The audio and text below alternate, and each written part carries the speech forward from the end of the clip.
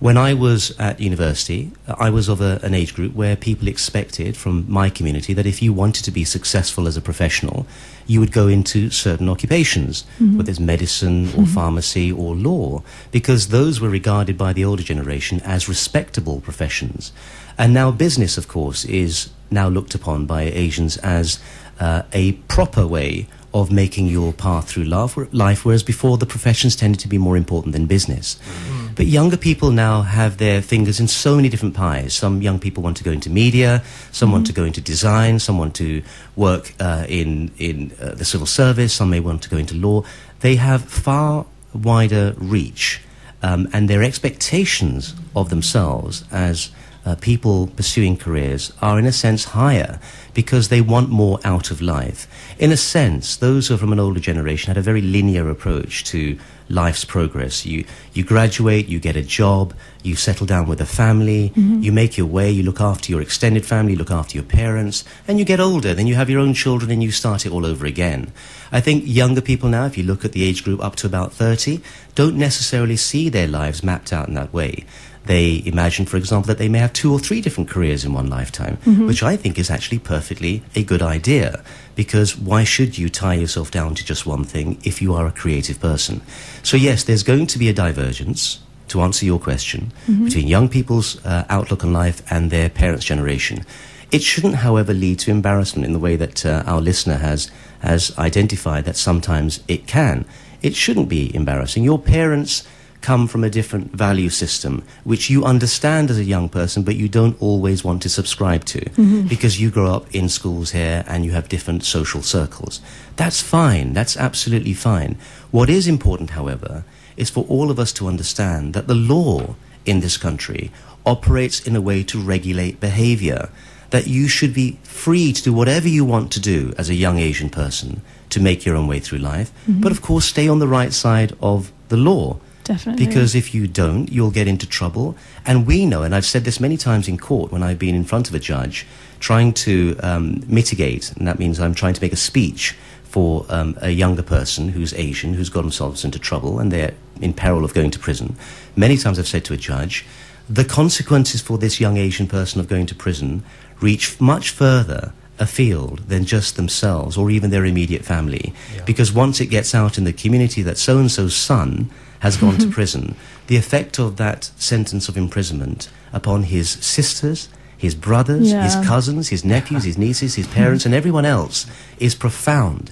And so other people become stained by the behavior of that individual person. And what I want to see is younger people not falling into that trap by having a recognition of their responsibility to their families and to the wider community as a whole.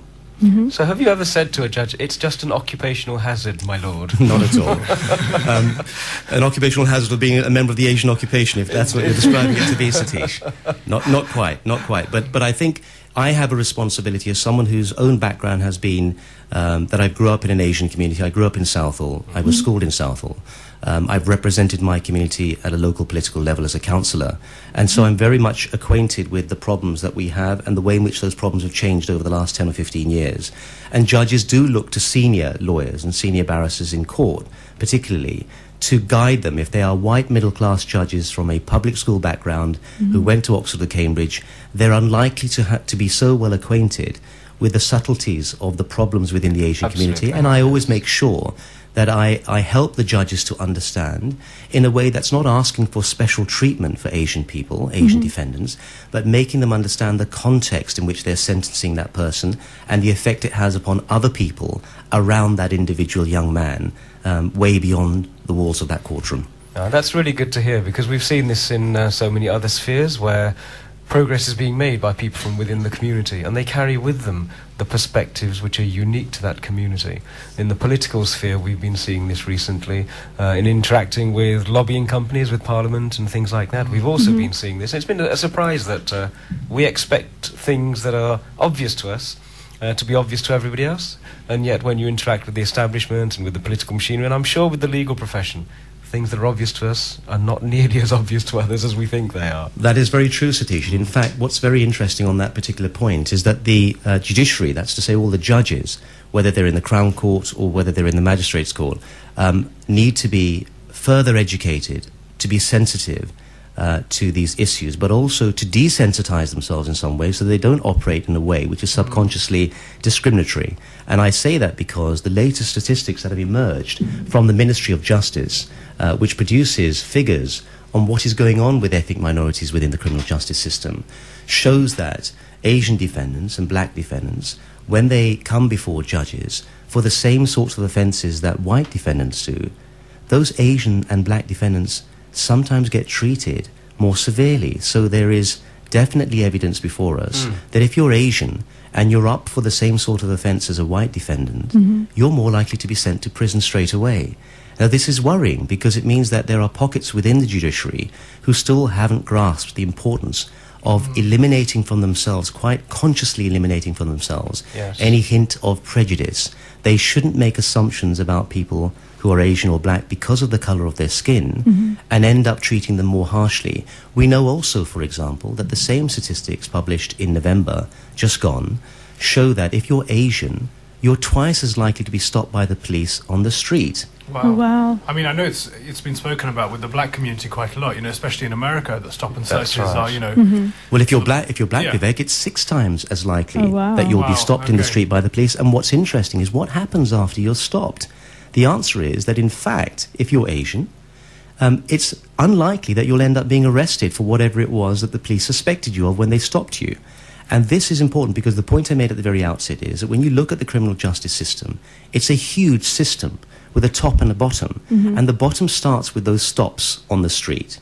And if those stops on the street are in fact being affected by police officers who have certain attitudes which are not objective and not healthy, and making assumptions about young Asian people and stopping them, we need to know about that, because when we look throughout the system, we need to be keeping track of what is happening with Asian and black defendants who move upstream to the top when, if, for example, they're prosecuted, if they're convicted, and then they have to be sentenced, and then they go to prison. If they go to prison, we need to know whether there are anything going on at each level of the system which shows that there is still discrimination which is taking place. And the answer is, I'm afraid to say, we still have some residual discrimination going on within our criminal justice system which we need to stamp out. And lots of lawyers like myself, and I work, as you've mentioned, Prerna, I'm joint chair of the Society of Asian Lawyers, which is the biggest national body representing Asian lawyers in this country, lawyers who are solicitors and barristers. And we're working very hard to make sure that the government understands and the police understands that we need to stop this discrimination, otherwise we will end up alienating more Asian people and black people within our communities. That is such an important point there, Joe. I'll come back to that in a moment, but I think we've got some texts have come in now, and let's share some of the ideas and questions that the viewers and listeners are putting in. Sure. So I think this text actually links quite closely to what you were saying just a minute ago, Joe.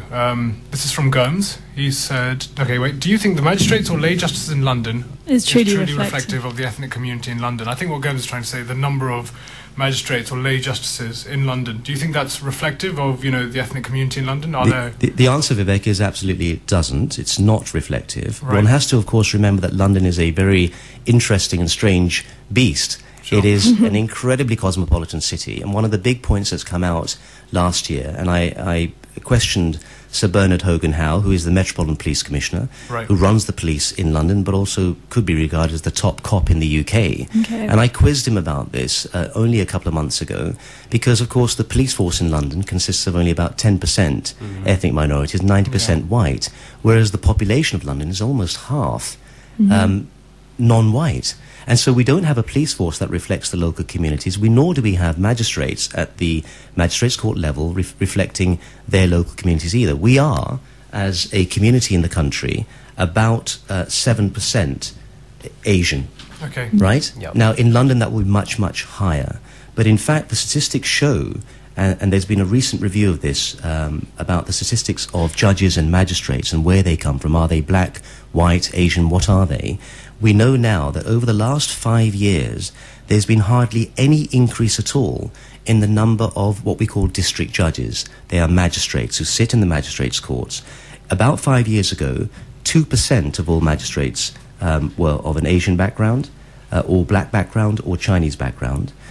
Today, 5 years on, it's only 2.8%. So it's gone up by less than 1%. That's really interesting. So it seems like the parents aren't actually putting enough pressure on their kids to join one of the professions.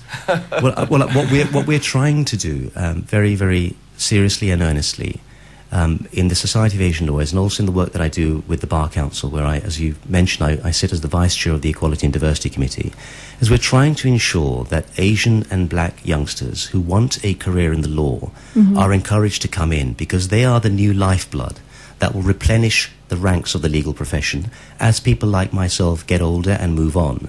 And it's essential that they come in, but to do so, of course, is a big ask, because young people these days who go to university are saddled with debt.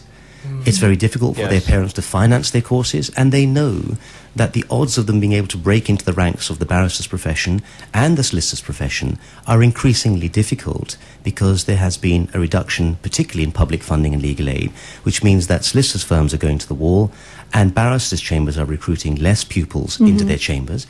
And this is a very, very regrettable development, because if you really want, as a government, a society which is welcoming to all ethnic minorities at all levels and in all professions, you need to make sure that they have opportunities to enter those professions. And if it's made difficult for them, then I'm afraid what we're going to end up with, potentially, and this is a very real worry, is that in a few years' time you will see that the judges will look like they come from the 1920s, and the barrister's profession will look like it comes from the 1930s, and the solicitor's profession will look like it comes from the 1950s, and that will not be progress by anyone's definition. Wherever you sit on the political spectrum, that will be a big backward step. So we need to get this right. Definitely. I mean, when I was looking at pupillage awards for some chambers, and particularly criminal chambers, they were so low. I mean, you could earn more money as a bus driver, which was quite shocking to me, because I thought, they should be encouraging people into the profession instead of kind of scaring them away. It's a fine balance, Prerna, for us to strike. Those of us who are trying to encourage ethnic minorities and Asians and blacks into the criminal justice system, that the reality is stark, as you've just said. That is because of a reduction in public funding, that there are fewer pupillages available, there's less legal aid, so barristers' chambers are not able to create the turnover that can finance young people to become new talent and new young barristers within their chambers. And so this is a major issue for us. And also, even those who break into the ranks of the system, I have seen with my own eyes young people in their 20s who are trying to become the new barristers of the future, living in particularly London on such a low net income. They have barely any money to live off, and it makes it so difficult for them, even though they have ambitions and their families are behind them. It makes it really difficult for them. And so the issue of diversity and the issue of public funding are two sides of the same coin. If public funding is reduced in the way the government is now threatening to do it, it will mean that you will have worse diversity in the future years that we're walking into. It's going to become a very big problem for us. And so all the hard work done by so many people, not just lawyers, but community groups and community representatives, to encourage our Asian community to become more and more involved in the legal profession, I'm afraid a lot of that work will be undone and wasted. So we really need to focus on what's important for our community, and having good lawyers, whether they were Mahatma Gandhi or Vallabhbhai Patel or anybody else who came all the way from India or Pakistan to come and get their education here. We have great lawyers from all those countries, Bangladesh, Sri Lanka, so many fantastic Asian lawyers in this country. We want them to survive, thrive, and go on to set themselves up as role models for the next generation. We've had quite a few texts in. Seems a lot of people are interested, with quite a lot to say. So I'm going to go through a few of them. A few of them have touched on topics we've briefly mentioned ourselves. The first is about legal aid, and that's from Sunny. Sunny says that legal aid sometimes is abused by unscrupulous lawyers and lawyers who take on cases that they have no way of winning. That's what the text says from Sunny. And that's from Sunny. Yeah, thank you very much, Sunny. He seems to have some background in experience behind that comment. My own, of course, I mean, I don't know Sunny's own particular experience, whether he's speaking from within the legal profession or as a commentator from outside within the community. But I can tell you this, is that my own experience as a barrister who has worked for 20 years almost exclusively doing legal aid work, is that the overwhelming majority of my fellow professionals work very long hours, work 7 days a week, put in all the effort and time and energy that's needed to represent their clients. They often work for nothing at all. A lot of us do pro bono work. We go out there in the community and we try and help the community. And many younger barristers who are living on very low incomes, as I've mentioned before, in no sense could it be said that they are abusing the system. Sure. So if there are people out there, as in, if you talk to the pharmacist's profession, if you talk to the medical profession, if you talk to engineers or architects, you will find all sorts of things going on that you would say, well, that can't be right. But the legal profession, for some strange reason, gets picked on unfairly. And when people hear about there's been some abuse of the legal aid system, they tend to tarnish the entire profession with one brush. And I think that's really unfair. Yeah. Because I hope I speak for all the barristers and solicitors that I know of when I say that they actually are extremely committed to this job, and they do it not because they're interested in making lots of money. If they wanted to make lots of money, they wouldn't be doing legal aid work. I can tell you that now.